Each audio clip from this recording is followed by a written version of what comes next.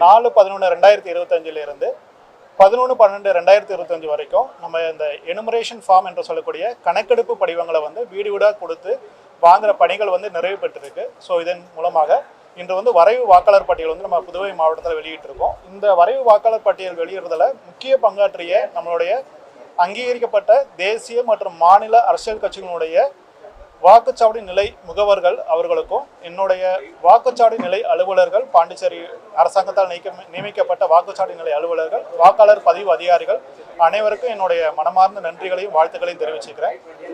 நம்மளுடைய வரைவு வாக்காளர் பட்டியல் தயாரிக்கிறதுக்கு முன்னாடி பாண்டிச்சேரியில் இருந்த வாக்காளர்கள் எண்ணிக்கை வந்து 8,51,775. அதில் ஆண் வாக்காளர்கள் வந்து 3,99,771 பேரும், பெண் வாக்காளர்கள் 4,51,869 பேரும், மூன்றாம் பாலின வாக்காளர்கள் வந்து 135 பேர் இருந்தாங்க. ஸோ இந்த வரைவு வாக்காளர் பட்டியலில், இந்த டிராஃப்ட் வாக்காளர் பட்டியலில் நம்மளுடைய இறந்த வாக்காளர்கள் மற்றும் ஆப்சன்ட் வாக்காளர்கள், அதாவது கண்டுபிடிக்க முடியாத வாக்காளர்கள், எங்களால் பிஎல்ஓவோட அணுக முடியாத வாக்காளர்கள் மற்றும் குடிபெயர்ந்த வாக்காளர்கள், இவங்களை எல்லாத்தையும் ரிமூவ் பண்ணி இப்போ வந்து வரைவு வாக்காளர் பட்டியல் வந்து தயார் பண்ணியிருக்கோம். இந்த வரைவு வாக்காளர் பட்டியலில் 7,66,244 பேர் வந்து இருந்திருக்காங்க.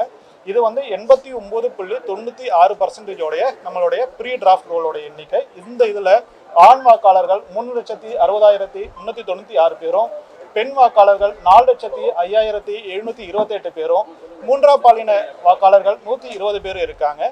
எங்களால் 85,531, அதாவது 10.04% எனுமரேஷன் ஃபார்ம் வந்து கலெக்ட் பண்ண முடியல. அந்த கலெக்ட் பண்ண முடியாததுக்கு ரீசன் என்னன்னு பார்த்தீங்கன்னா, 16,171 வாக்காளர்கள் இறந்த வாக்காளர்களாக இருந்திருக்காங்க. ஆப்ஷன் 22,077 வாக்காளர்கள் வந்து ஆப்ஷன் வாக்காளர்களாக இருந்திருக்காங்க. பர்மனன்ட்லி ஷிஃப்டட், அதாவது கம்ப்ளீட்டாக குடிபெயர்ந்த வாக்காளர்கள் வந்து 45,312 பேராக இருந்திருக்காங்க. ஆல்ரெடி என்ரோல்டு, அதாவது இன்னொரு சட்டமன்ற தொகுதியில் அவங்களுடைய வாக்குரிமை வச்சிருக்க வாக்காளர்கள் வந்து 1,627 பேராக இருக்காங்க.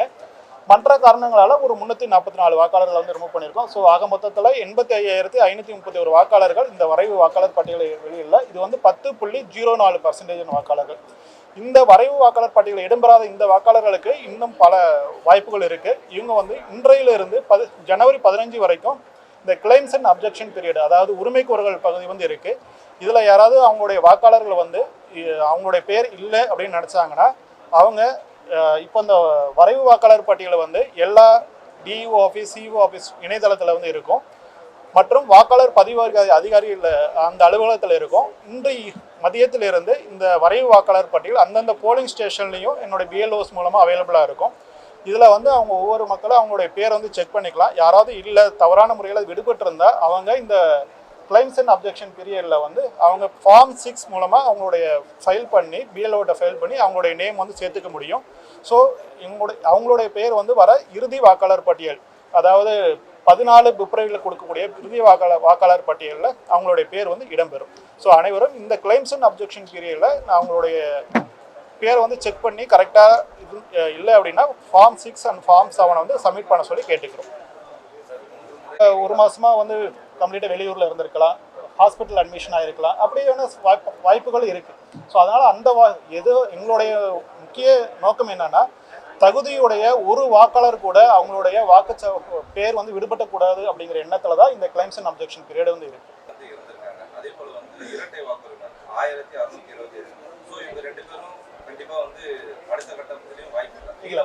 மீதமுள்ளவர்கள் ஆமாம், இப்போ இறந்த வாக்காளர்கள் வந்து அவங்க வாங்கியிருக்கவே மாட்டாங்க இல்லைங்களா. அவங்க ஏன்னா நாங்கள் வந்து இறந்த வாக்காளர்கள் வந்து எங்களுடைய முனிசிபல் டெத் ரெக்கார்ட்லையும் செக் பண்ணோம்.